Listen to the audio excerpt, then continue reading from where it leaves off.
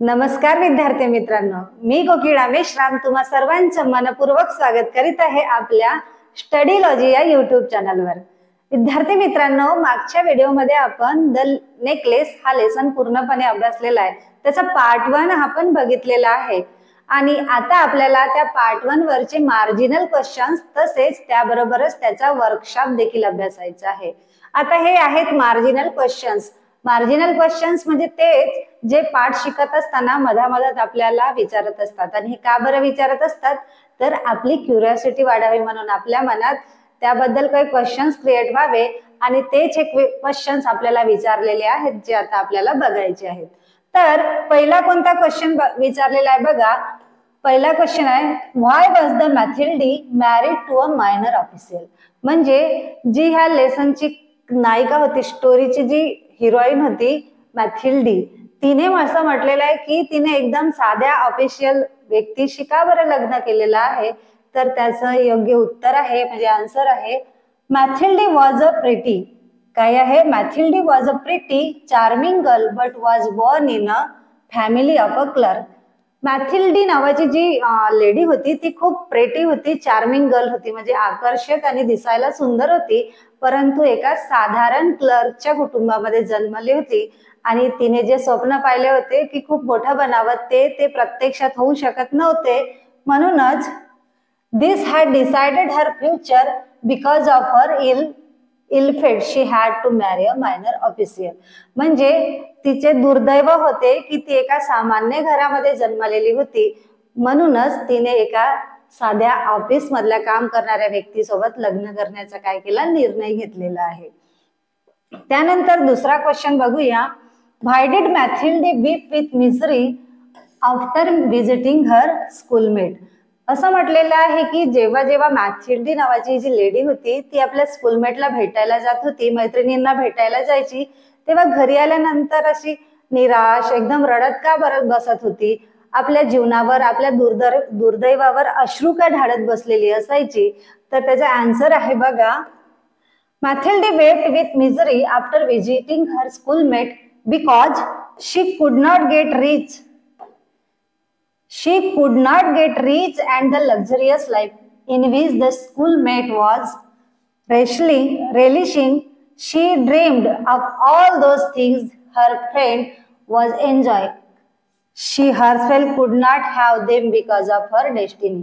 म्हणजे इथं काय म्हटलेलं आहे की जेव्हा जेव्हा ती आपल्या स्कूलमेटला म्हणजे फ्रेंडला भेटायला जात होती तेव्हा जेव्हा ती घरी यायची तेव्हा तिला खूप दुःख वाटायचं आणि ती रडत बसायची, कारण तिच्या ज्या मैत्रिणी होत्या खूप श्रीमंत होत्या, लॅविश लाईफ जगत होत्या, परंतु हिचं दुर्दैव असं होतं की ही तेवढी रिच नव्हती आणि त्या प्रकारची लाईफ जगू शकत नव्हती आणि म्हणूनच ह्या गोष्टींचा तिला काय वाटायचा, हेवा वाटायचा, स्वतःची कीव यायची। Misery means what, misery means होते स्वतःची कीव वाटणे किंवा स्वतःबद्दलच खेद व्यक्त होणे आणि ह्या सगळ्या गोष्टींमुळे ती घरी आल्यानंतर काय करायची, रडत बसायची।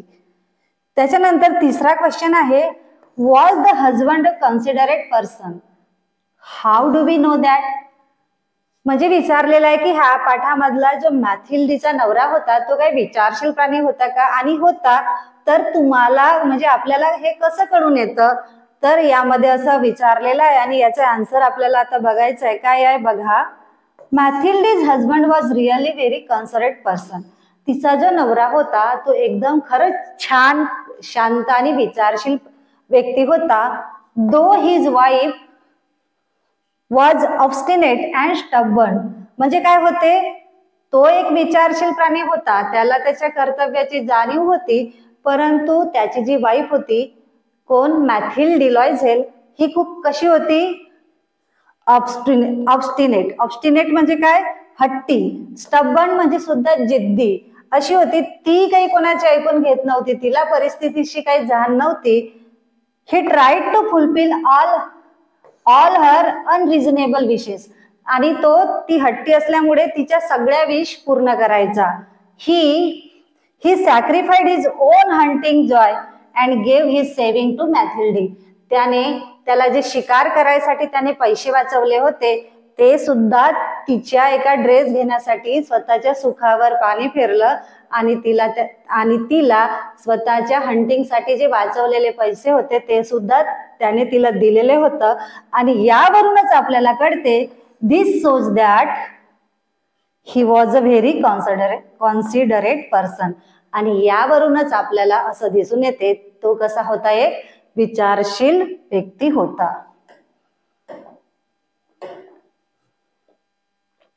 त्याच्यानंतरचा जो चौथा क्वेश्चन आहे बघा, why was Mathilde sad, restless and anxious though her dress was ready. आता विचारलेला आहे तिच्याकडे जरी नवीन ड्रेस होता तरी सुद्धा ती दुःखी का बरत असायची आणि सतत चिंता करत का बसलेली असायची. तर त्याचा आन्सर काय आहे बघा, answer is Mathilde was sad, restless and anxious though her dress was ready because she had no jewels, he had not a single precious stone to wear. She almost had decided not to go to the party. आता तिने पार्टीला जायला नवीन तर dress घेतलेलाच होता, परंतु तरी सुद्धा ती सॅड दिसायची. का बरं? व्हाय? कारण तिच्याकडे त्या ड्रेस सोबत घालायला एक सिंगल हार सुद्धा नव्हता, एकही दागिना नव्हता. आणि म्हणून तिने ठरवलं होतं की आता आपण पार्टीला जायचं नाही. त्यानंतर क्वेश्चन 5 बघून घेऊया. What did madam Forestier's large box contain. आता मॅडम फॉरेस्टियस ज्या यांच्याबद्दल विचारलेला आहे त्यांच्याबद्दल सर्वात आधी थोडंसं बघून घेऊया. ह्या ज्या मॅडम फॉरेस्टियस आहेत त्या मॅडम लॉयझाल म्हणजे मॅथिल्डे लॉयझालच्या कोण आहेत, स्कूलमेट आहेत किंवा फ्रेंड आहेत. आणि त्यांच्यावरच हा क्वेश्चन विचारलेला आहे की मॅडम फॉरेस्टियसच्या त्या लार्ज बॉक्स मध्ये काय काय ठेवलेलं होतं. आणि त्याचं उत्तर आहे Madam Forestier's large box contained bracelets, necklaces and other jewelry. त्यांच्या बॉक्स मध्ये काय काय होतं, खूप साऱ्या ज्वेलरी होत्या. दॅट इज ब्रेसलेट्स म्हणजे हातात घालायचे कंगन किंवा इतर साहित्य, अदर ज्वेलरी ह्या होत्या. नेकलेस होते खूप छान छान आणि काही अजून कानातले नाकातले अशा खूप छान काय होत्या त्यांच्या बॉक्स मध्ये ज्वेलरी ठेवलेल्या होत्या. नंबर 6 क्वेश्चन आता आपण बघून घेऊया. Which sentences tell us that Mathilde greatly desired the necklace. आता आपल्याला असं विचारलेलं आहे की असं कोणतं सेंटेन्स आहे ज्यावरून आपल्याला कळते की मॅडम मॅथिल्डे होत्या, मॅथिल्डे नावाची जी लेडी होती तिला खूप दागिन्याची हौस होती. तर बघून घेऊया answer. The sentence her heart began to beat with uncontrolled desire. ह्यावरून आपल्याला दिसत येत आहे की असं म्हणत आहे सेंटेन्स मध्ये की तिने जेव्हा तो नेकलेस पाहिला तेव्हा तिचं हार्टबीट अचानक वाढू लागलेल्या होत्या. तिला तो नेकलेस घेण्याची खूप जास्त इच्छा होऊ लागलेली होती. Her hands trembled as she took it. जेव्हा तिने तो नेकलेस आपल्या हातात घेतला तेव्हा तिचे हात थरथर करायला लागले होते. She stood lost in ecstasy as she looked at herself in the mirror. आणि जेव्हा तिने तो नेकलेस आपल्या गळ्याला लावून बघितला तेव्हा ती काय झाली, ती खूपच आनंदित झालेली होती. She asked her friend anxiously would you lend me this just this. आणि तो जेव्हा आपल्या हातात तिने तो नेकलेस घेतला, गळ्याला लावून बघितला तेव्हा तिने आपल्या फ्रेंडला काय म्हटलं, मला फक्त हाच हार हवा आहे, तोच हार मला आवडलेला आहे, काय तू प्लीज मला देऊ शकते का.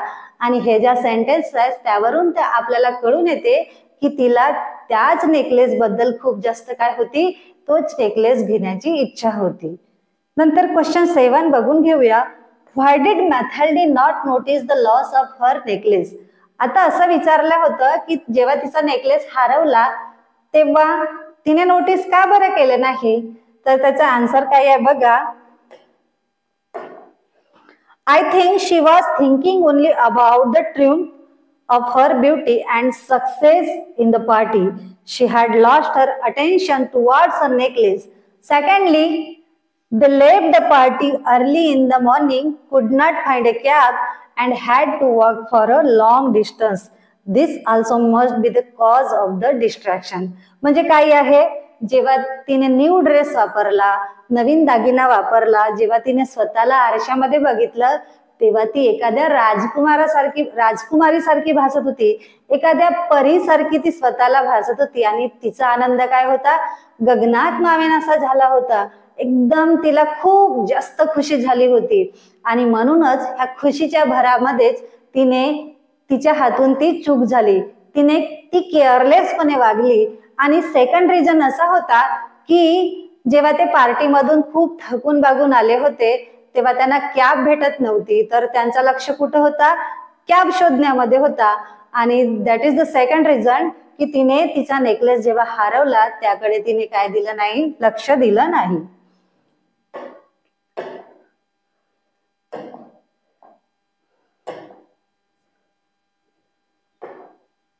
तर हे झाले आपले मार्जिनल क्वेश्चन्स. आता आपण बघूया इंग्लिश वर्कशॉप.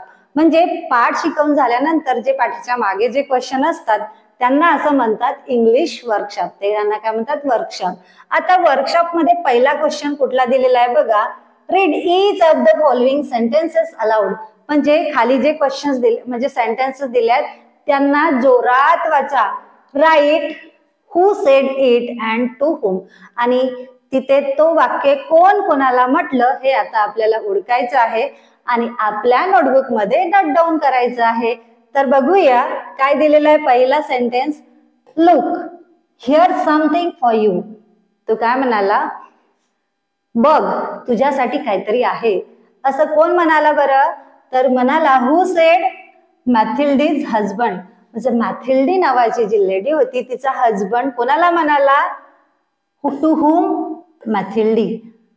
ते इन्व्हिटेशन कार्ड तो घरी जेव्हा घेऊन आलेला होता तो खूप खुश झाला होता आणि ह्याच खुशीच्या भरात तो आपल्या बायकोला म्हणजे मॅथिल्डीला मिस्टर लॉयझल म्हणाला होता की बघ मी तुझ्यासाठी काहीतरी आणलंय. आणि बी नंतर वाचून घेऊया, why the dress you go to the theatre scene. म्हणजे जेव्हा तिने तो इन्व्हिटेशन कार्ड पाहिला नंतर ती खूप दुःखी झाली आणि म्हणाली की आता मला पार्टीमध्ये जाण्यासाठी काहीच नाही आहे. तेव्हा मिस्टर लॉयझल म्हणजेच मॅथिल्डीज हजबंड मॅथिल्डीला म्हणाले काय की तू सिनेमा घालताना जो नवीन ड्रेस घालते तो सुद्धा तू घालू शकते.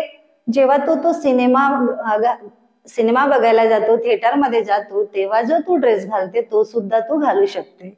असं कोण म्हणाला, मॅथिल्डीज हजबंड, टू हुम, मॅथिल्डी. त्याच्यानंतर सी क्वेश्चन बघूया, I would rather not go to the party. असं कोण म्हणाली की आता मला पार्टीला बिलकुल जावंसं वाटत नाहीये. Who said, Mathilde. Why, to whom, Mathilde's husband. आणि काय म्हणाली, का बरं म्हणाली, कारण तिच्याकडे नवीन ड्रेस नव्हता, तिच्याकडे घालायला नवीन ज्वेलरी नव्हती आणि म्हणून ती आपल्या मिस्टरांना असं म्हणाली. नंतर आहे डी, चूज माय डिअर. जेव्हा ती नेकलेस घ्यायला आपल्या फ्रेंडकडे जाते, स्कूलमेट कडे जाते, मॅडम फॉरेस्टियर कडे, तेव्हा ती त्यांना नेकलेस दाखवते आणि म्हणते की मोठा लार्ज बॉक्स तिच्या समोर आणते आणि म्हणते की त्यातलं तू काही बघून घे. आणि तेव्हा हा वाक्य म्हणते, मॅडम फॉरेस्टियर, टू हुम, मॅथिल्डी काय म्हणते, चूज माय डिअर.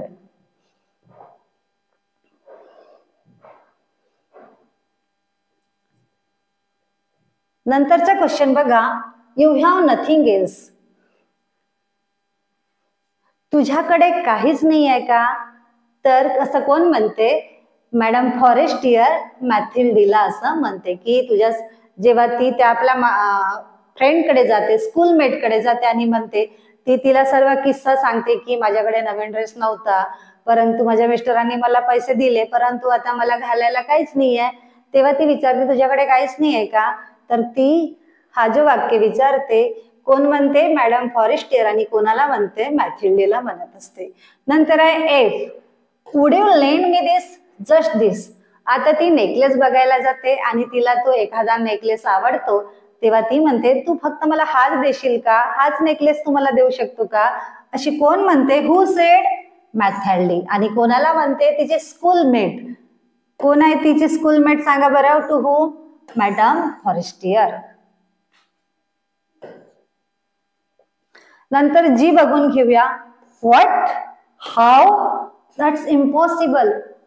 काय, कसं, हे अशक्य आहे. काय आहे हे सगळं अशक्य आहे असं कोण म्हणते? Who said? Mathilde's husband. आणि कोणाला म्हणते? To whom? Mathilde. Why? Because she lost her necklace. She borrowed a necklace from her best friend or a schoolmate, Madame Forestier, and in the party she lost her necklace, and then her husband's reaction is, what? How? That's impossible. Who said? Methilde's husband. आणि to whom? Methilde.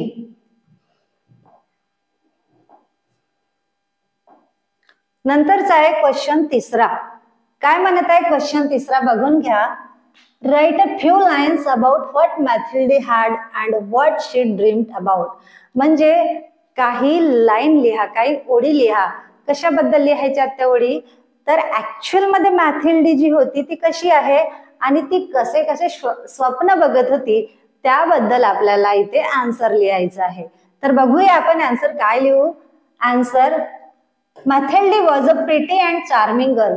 मॅथिल्डी जी नावाची lady होती ती खूप दिसायला सुंदर होती, आकर्षक होती. But born as if an error of fate into a family of clerks. परंतु तिचं असं दुर्दैव होतं की एका सामान्य क्लर्कच्या घरी ती जन्माला आलेली होती. Mathilde had plain dresses and shabby poorly furnished house. तिचं जे घर होतं ते कसं होतं? एकदम जुनं पुराणं, जुनं फर्निचर आणि एकदम सामान्य असं घर होतं. तिच्याकडे जास्त पैसे नव्हते, ती जास्त रिच नव्हती. तिला जी लॅविश लाईफ जगायची होती ती सुद्धा ती जगू शकत नव्हती. व्हाय?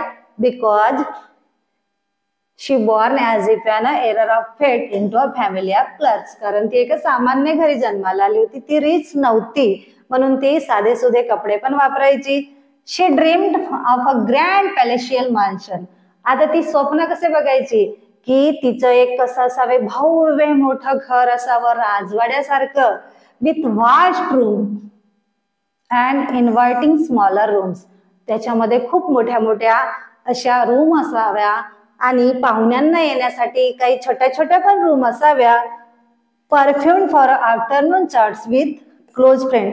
ज्यामध्ये तिचे क्लोज फ्रेंड्स असतील त्या एकदम परफ्यूमने सुगंधित केलेल्या असाव्या, ज्यामध्ये ती दुपारी काय करेल? आपल्या मैत्रिणींशी, आपल्या फ्रेंड सोबत चर्चा करू शकेल, गप्पा मारू शकेल. अशा तिच्याकडे काही स्पेशल रूम असाव्यात. खूप मोठं मॅन्शन असावं, भव्य राजवाडा असावा. तिच्याकडे न्यू न्यू ड्रेस असावे, न्यू न्यू नेकलेस असावे, अशी ती ड्रीम मध्ये पाहायची.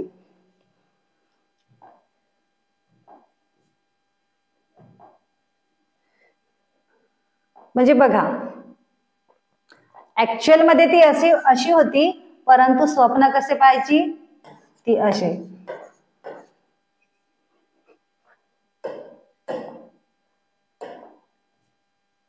नंतरचा क्वेश्चन बघून घेऊया. Question 4. Write what you think about the following thoughts and actions of Mathilde. म्हणजे काय करायचंय? जे मॅथिल्डीचे ऍक्शन्स होत्या, तिचे जे विचार होते त्याच्यावर आपलं स्टेटमेंट द्यायचे की तुम्हाला काय वाटतंय. आता यामध्ये पहिला स्टेटमेंट दिलेला आहे बघा. Mathilde was beautiful and so she wanted to marry an अरिस्टोक्रॅट. अरिस्टोक्रॅट म्हणजे अगदी गर्भ श्रीमंत, अगदी खूप रिच पर्सन, लॅविश लाईफ जगणारा, एकदम स्टँडर्ड त्याची पर्सनॅलिटी असेल, एकदम छान राहणीमान असेल, असं लाईफ जगणाऱ्या व्यक्तीशी तिचं लग्न व्हावं अशी तिची इच्छा होती. तर आपला आन्सर काय आहे बघा. She was not wrong to think so. तिचे जे विचार होते ते अगदी चुकीचं नव्हतं. Because I think every woman beautiful are not. म्हणजे मला असं वाटते की प्रत्येकच जी मुलगी असते, जी सुंदर असो वा किंवा नसो, तिला प्रत्येकाला वाटते की wants to marry a person who has a good positions and wealth. प्रत्येकालाच वाटते की तिचा जो होणारा नवरा असावा तो एखाद्या चांगल्या हुद्द्यावर असावा आणि छान कमावता असावा किंवा श्रीमंत असावा. नंतर आहे question B. Mathilde was sad because she did not get any luxurious. आता ती का बरं कारण तिला जे लक्झरी लाईफ मिळत नव्हती त्यामुळे ती काय होती? दुःखी होती. याच्यावर आपलं मत नोंदवायचं, आपलं स्टेटमेंट द्यायचं आहे. तर आपले आन्सर काय असणार आहे, her thinking was not correct. तिची थिंकिंग आहे ती काय होती, एकदम चुकीची होती. Why, not everyone gets a luxurious life. She should have managed in whatever they were earning and lived a simple but happy life. म्हणजे तिने तर आता लग्न केलेलं होतं एकदम सामान्य ऑफिशियल व्यक्ती सोबत, तर त्याच्यासोबत तिला ऍडजस्ट व्हायला पाहिजे होतं. कारण प्रत्येकाची जशी पोझिशन नसते की प्रत्येकच माणूस असा श्रीमंत नसतो. त्यामुळे जे तिला मिळालेलं आहे त्यामध्ये तिनं समाधानी असायला हवं, हॅप्पी असायला हवं असं मला वाटते. त्याच्यामुळे her thinking was not correct. Question C बघून घेऊया. Mathilda felt that her house was shabby and poorly unfurnished. म्हणजे तिला असं वाटत होतं की ते तिचं घर आहे ते कसं एकदम गबाळ आहे, गचाळ आहे, घर सोयीनं भरलेलं आहे, वेल मेंटेन नाही आहे, एकदम छान नाही आहे असं तिचं मत होतं. तर आपल्या आता याच्यावर मत नोंदवायचं आहे. काय असेल बरं सांगा. हर feelings are wrong because it depends on the people who live in the house to keep the house clean, tidy and beautiful with whatever furniture things they have got. म्हणजे तिची जी थिंकिंग होती की आपलं घर चांगलं नाही आहे, परंतु ही तिची थिंकिंग जी होती ते चुकीची आहे. कारण आपण ज्याही घरामध्ये राहतो त्याला क्लीन, नेटनेटका आणि स्वच्छ ठेवणे ही आपली जबाबदारी होत असते. आणि त्याला आपण छान मेंटेन करून ठेवलं, छान स्वच्छ, सुंदर आणि नीटकेटकं ठेवलं तर अगदी छोट्यातला छोटा घर सुद्धा काय असते, खूप दिसायला आकर्षक बनू शकते आणि आपल्याला तिथं प्रसन्नता, आपण तिथे हॅपी राहू शकतो, जॉयफुल, आणि आपलं जर रेस्ट ऑफ माइंड असतं तो फ्रेश वाटू लागतो आपल्या घरामध्ये. जेव्हा आपण आपलं घर नीटनेटका ठेवू, ब्युटिफुल ठेवू आणि क्लीन ठेवू. त्याच्यामुळे तिला जे वाटत होते की आपलं घर गबाळ आहे म्हणून ती काहीच करत नव्हती. तर हा जो तिचा विचार आहे तो एकदम काही आहे, इनकरेक्ट आहे.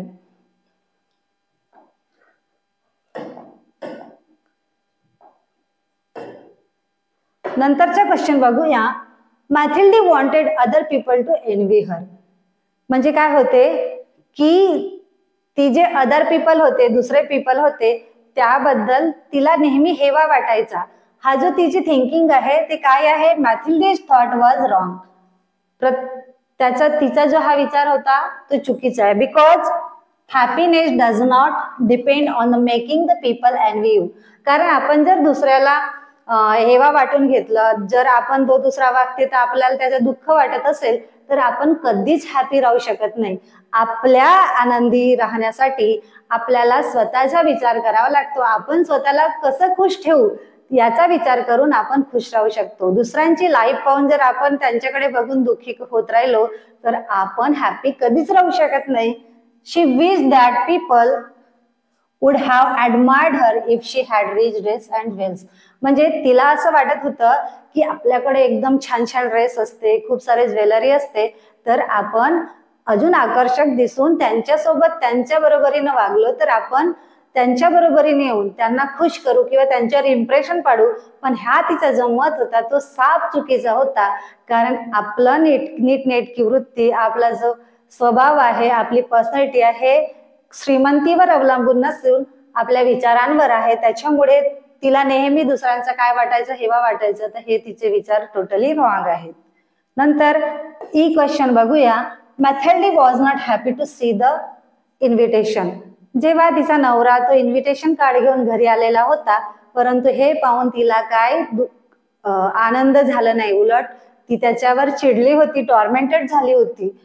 आन्सर बघूया. Mathilda did not care about the importance of the invitation. तिला त्या इन्व्हिटेशनची काहीच घेणं देणं नव्हतं, काहीच पडलं नव्हतं. त्याचं महत्व जे काय होतं की एखाद्या मोठ्या श्रीमंत व्यक्तीने आपल्याला इन्व्हाइट केलं, याच्यावरून आपली पोझिशन काय, आपली रिस्पेक्ट काय हे तिला कळत नव्हती. तिच्या नवऱ्याची रिस्पेक्ट किती असेल त्या ठिकाणी हे तिला जाणवलं नाही, त्याचं इम्पॉर्टन्स कळलं नाही आणि म्हणून ती तो इन्व्हिटेशन बाबत काय होती, हॅपी नव्हती. Her husband had received.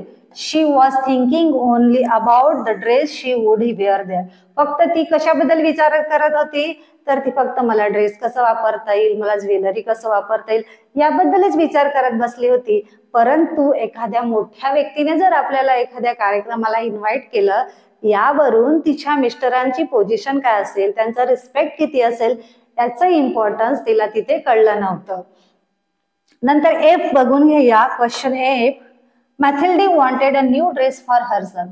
म्हणजे मॅथिल्डी नावाची लेडी होती, तिला एक स्वतःसाठी काय हवा होता, एक न्यू ड्रेस हवा होता. त्याचा आन्सर आपलं मत बघूया.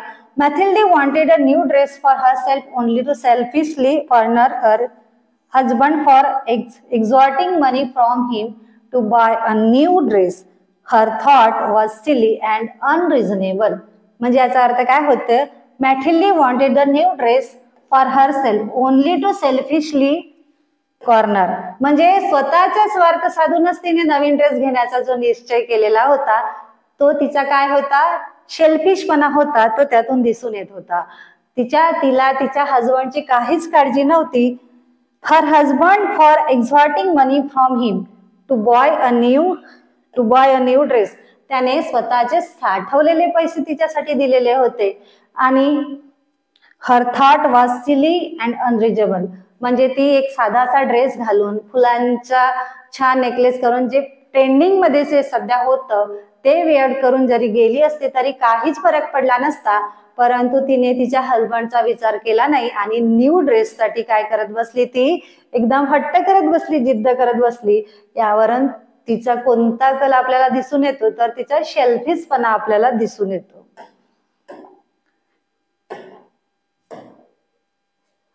नंतर बघून घेऊया जी.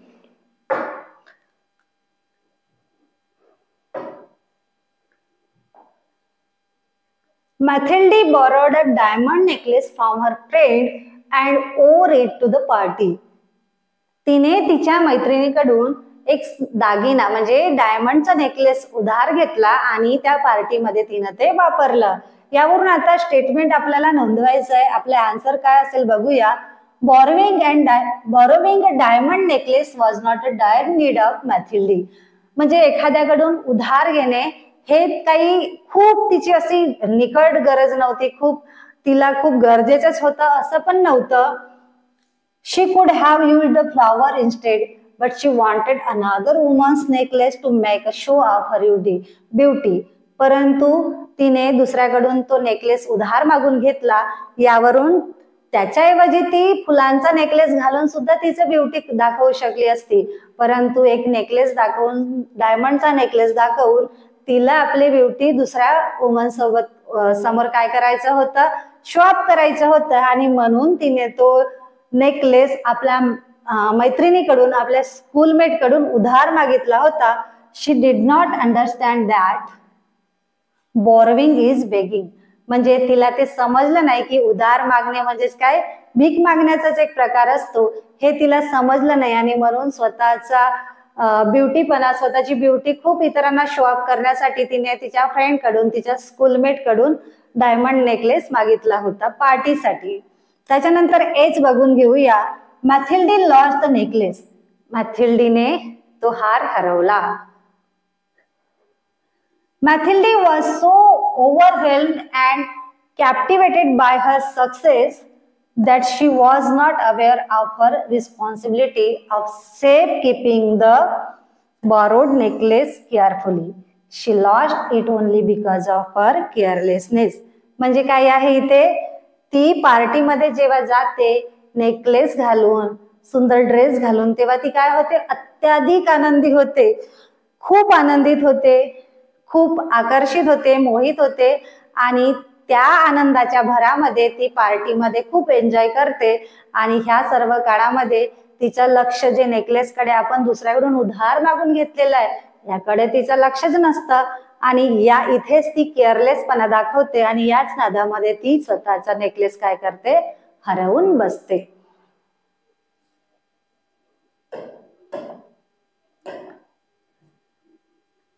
क्वेश्चन 5 बघून घेऊया. इथं काय विचारलेलं आहे, prepare a formal invitation using the following format. आपल्याला एक इन्व्हिटेशन कार्ड बनवायचं आहे. आता तो इन्व्हिटेशन कार्ड तुम्ही कशाचाही बनवू शकता. तुमच्या बर्थडेचा असू शकतो, तुमच्या बहिणीच्या लग्नाचा असू शकतो, किंवा कोणत्याही कार्यक्रमाचा असू शकतो जो तुम्हाला एखाद्या मित्राला किंवा रिलेटिव्हला पाठवायचा आहे.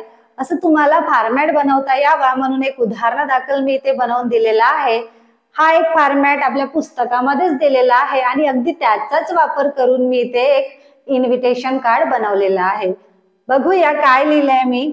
Mister and Mrs Sharma solicit or request the pleasure of your company on the occasion of the wedding ceremony of their daughter Pranita on Sunday, date आहे 13 जून 2024. याचा अर्थ काय होते की जे कंपनीचे मालक आहेत कोण, मिस्टर आणि मिसेस शर्मा, त्यांनी तुम्हाला त्यांच्या मुलीच्या लग्नासाठी, जिचं नाव आहे प्रणिता, तिचं लग्न ठरलेल्या संडेला, डेट आहे 13 जून 2024, या दिवशी तिचं लग्न ठरलेलं आहे आणि यासाठी हे दोघे जण कंपनीतल्या व्यक्तींना काय करत आहेत, इन्व्हाइट करत आहेत. त्यांचा वेन्यू म्हणजे ठिकाण कुठं आहे, भारत सभागृह, नागझिरा रोड, साकोली, भंडारा. आणि टाइम काय दिलेली आहे, वेळ त्यांनी 7 PM to 10 PM म्हणजे 7 ते 10च्या दरम्यान आपल्या सर्वांना त्यांनी इन्व्हिटेशन कार्ड देऊन इन्व्हाइट केलेला आहे. आणि हा जो वेन्यू आहे म्हणजे ठिकाण आहे तो सुद्धा त्यांनी तिथे मेन्शन केलेला आहे. आणि नंतर आहे include other request like RSVP, no presents, pleasure, etcetera as the bottom. म्हणजे याच्या व्यतिरिक्त तुम्हाला जर अजून काही तुमच्या इच्छा व्यक्त करायच्या असतील, अजून काही पॉइंट्स ऍड करायचे असतील तर ते सुद्धा तुम्ही इथे काय करायचं आहे, ऍड करायचं आहे. आणि अशा प्रकारे आता काय करायचं आहे, तुम्हाला तुमच्या बर्थडेचं मस्त इन्व्हिटेशन कार्ड बनवायचं आहे आणि तुमच्या रिलेटिव्हजला, तुमच्या फ्रेंड्सला तुम्हाला पाठवायचं आहे. तर हा तुमच्यासाठी असणार आहे तुमचा होमवर्क. नंतरचा क्वेश्चन बघूया. Question 6, read the phrases. म्हणजे खाली काय दिलेलं आहे ते आपल्याला वाचून घ्यायचं आहे. हे फक्त आपल्याला समजण्यापुरता दिलेला आहे. हा एक व्याकरणाचा भाग दिलेला आहे आणि थोडं याची ओळख व्हावी म्हणून इथं तुम्हाला थोडंसं दिलेलं आहे. इथं काय लिहिलं आहे बघा. The necklace, an error, all these things, another woman, one evening, her husband. In all these phrases, we see some words used before the nouns. They specify or make it clear what noun we are talking about. These words that are used at the beginning of a noun phrases are known as determiners. म्हणजे काय दिलेला आहे, हा जो पाठ आहे कोणता, necklace, याच्यामधले काही वर्ड्स दिलेले आहेत, काही फ्रेजेस दिलेले आहेत. जस्ट लाईक द नेकलेस, एक नेकलेस, ऑल दीज थिंग्स, ह्या सगळ्या गोष्टी, अनादर वुमन, दुसरी एक स्त्री, वन इव्हिनिंग, एका संध्याकाळी, हर हजबंड, तिचा पती. आता याच्यामध्ये काय आहेत, हा things, woman, error, necklace, evening आणि हजबंड हे काय आहेत, नाऊन आहेत. परंतु ह्या नाऊनला ओळखण्यासाठी किंवा ह्या नाऊनची अधिक जास्त माहिती देण्यासाठी त्यांच्या समोर एखादा वर्ड लावलेला आहे आणि त्या वर्डलाच काय म्हटलेलं आहे, इथं डिटर्मिनर्स म्हणलेलं आहे. त्याची व्याख्याच काय दिलेली आहे बघा. In all these phrases we see some words used before the nouns. They specify or make it clear what noun we are talking about. म्हणजे नाउनला, त्या नामाला आपल्याला नेमकं काय सांगायचं आहे हे त्याच्या आधी लागलेल्या एका वर्ड वरून आपल्याला चांगल्याने कळते. एक स्पेसिफाय होते की नेमकं तिथं काय आहे, काय होते, इथं क्लिअर होते. आणि म्हणूनच त्या नामापूर्वी येणाऱ्या शब्दाला काय म्हटलेलं आहे इथे, these phrase are known as determiners. काय म्हटलेलं आहे, डिटर्मिनर्स. म्हणजेच काय, डिटर्मिनर्स म्हणजे काय होईल इथे की एक नाऊन दिलेला आहे आणि त्याला स्पेसिफाय करायचं आहे, त्याच्याबद्दल एक्झॅक्ट माहिती आपल्याला क्लिअर करून द्यायची आहे. तर तो जो नामापूर्वी जो शब्द वापरला जातो तर त्या शब्दाला म्हटलं जातं डिटर्मिनर्स. आता डिटर्मिनर्स इन्क्लूड आर्टिकल्स. आता डिटर्मिनर्स मध्ये नेमकं काय काय येऊ शकते बघा. ए अँड दी म्हणजे आर्टिकल्स सुद्धा येऊ शकतात, पॉजिटिव्ह प्रोनाउन्स सुद्धा येऊ शकतात, जसं की my, our, your, her, etcetera. Words like this, that, much, many, all and numbers सुद्धा येऊ शकतात. तर डिटर्मिनर्स मध्ये आर्टिकल येतात, प्रोनाउन्स येतात, पॉजिटिव्ह प्रोनाउन्स येऊ शकतात किंवा others words that is my, our, your, her, this, that, much, many, all and numbers अशा प्रकारे सुद्धा शब्द येऊ शकतात जे कशाचा जे काय म्हणून आपल्याला दाखवतात तर ते डिटर्मिनर्सचा काम करत असतात. आता मला म्हणायचं आहे की आय हॅव, आता मला म्हणायचं आहे की माझ्याकडे कार आहे. तर इथून काय तुम्हाला स्पष्ट समजणार नाही, परंतु मी म्हणणार की माझ्याकडे काही कार आहेत. म्हणजेच मी कसं लिहिणार, आय हॅव सम कार्स. तर आपला कार झाला आपला नाउन्स. परंतु ह्या कार्स विषयी म्हणजे ह्या गाड्यांविषयी अधिक माहिती सांगतो तो कोणता शब्द आहे, हा सम. आणि हा सम काय झाला आपला डिटर्मिनर्स. समजलं इथपर्यंत? म्हणजे जसं की अजून एक उदाहरण बघू की ते मिस्टर शर्मा आहेत. मिस्टर शर्मा, तर आपल्याला बोलायचं आहे मिस्टर शर्मा सोबत, शर्मा बद्दल. परंतु आपण शर्माविषयी अधिक माहिती सांगू तर आपण तिथे काय लिहू शकतो, रिच, रिचेस्ट पर्सन लावू शकतो किंवा रिच लावू शकतो. तर तो रिच शब्द काय दाखवतो, त्यांच्याविषयी अधिक माहिती दाखवतो. त्यांच्याविषयी जो शर्मा आहेत त्यांना काय करतो, अधिक क्लिअर करतो, अधिक स्पेसिफाय करतो. आणि हा जो नामापूर्वी येणारा जो शब्द आहे त्यालाच आपण काय म्हणत असतो, डिटर्मिनर्स असे म्हणत असतो. तर विद्यार्थी मित्रांनो, इथं संपत आहे आपला द नेकलेस या पाठाचा वर्कशॉप सुद्धा. अशा प्रकारे आपण ह्या व्हिडिओमध्ये काय काय बघितलं आहे, तर नेकलेस या पाठाचे मार्जिनल क्वेश्चन्स तसेच ह्या पाठाचे वर्कशॉप सुद्धा आपण इथे बघितलेले आहे. आणि अशा प्रकारे हा पाठ म्हणजे द नेकलेस ह्या पाठाचा पार्ट 1 हा कम्प्लिटली संपलेला आहे. पुढच्या व्हिडिओमध्ये आपल्याला द नेकलेस ह्या पाठाचा पार्ट 2 बघायचा आहे, दुसरा पार्ट बघायचा आहे. तर पुढल्या व्हिडिओमध्ये तुम्हाला ह्या पाठाचा दुसरा पार्ट मी शिकवणार आहे. विद्यार्थी मित्रांनो, जर तुम्हाला आमचे व्हिडिओ आवडत असतील तर आमच्या व्हिडिओला लाईक करा आणि आमचे असेच नवीन नवीन व्हिडिओ बघण्यासाठी आमच्या चॅनलला सबस्क्राईब करा. पुन्हा भेटूया पुढल्या व्हिडिओमध्ये पार्ट 2 सह. तोपर्यंत धन्यवाद.